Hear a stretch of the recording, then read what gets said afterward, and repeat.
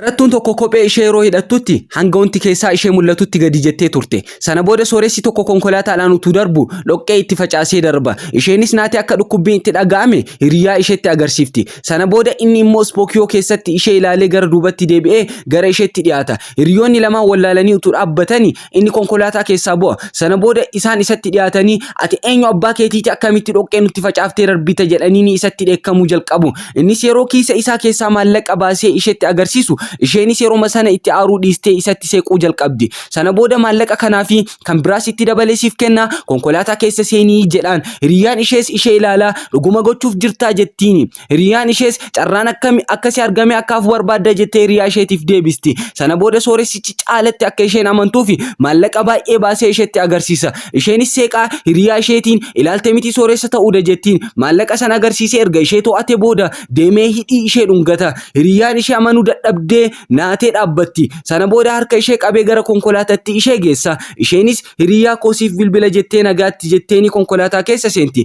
Innis gara konkolaataa seenee lamaan isaanii hiriyaa isheetiin nagaatti jedhanii ni deemu. Hiriyaan ishee amanuu dadhabdee kophaa ishee achitti hafti.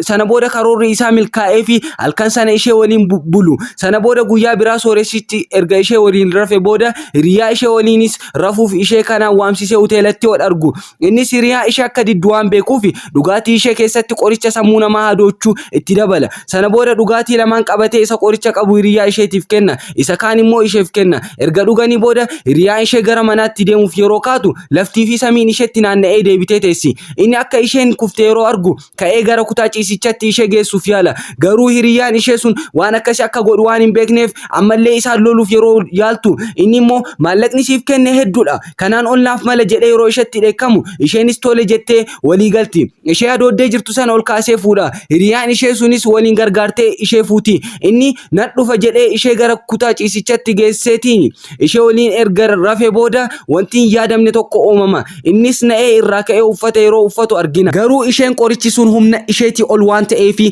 gochi isaas baay'ee waan itti hammaateef ufollaalti. Sana booda hiriyaan ishee sun fiigichaan dhuftee maali yeroo jettuun inni ani hin beeku ufollaalteetti hin sochootu jedhaan. Sana booda hidda dhiigaa ishee yeroo qaqqabdu isheen lubbuu isheetiin darbitee turte. Hiriyaan ishee duuteetti jettee afaan ishee qabattee dhaabbatti. Innis baay'ee na'ee an dhimma kana keessaa harka hin qabu waan beeku hin qabu seekan ishee ajjeese jedhee uffata isaa uffatee fiigee ba'a. Hiriyaan ishee sun immoo achitti waan gootu wallaaltee boohuu jalqabdi. Achitti utuu boottu fiilmiin kun xumurama. Jaalala maallaqaatiin kan ka'e lubbuu hiriyaa ishee akka baduufi isheenis jireenya ishee mana hidhaa keessatti akka dabarsituuf fiilmiin har'aa nu agarsiiseera. Fiilmii kanarraa waan hubattan koomentii irratti barreessaa. Keessattuu dubartoonni fiilmii kanarraa waan baay'ee baradhaa. Have a nice time. Yeroo gaarii qabaadhaa.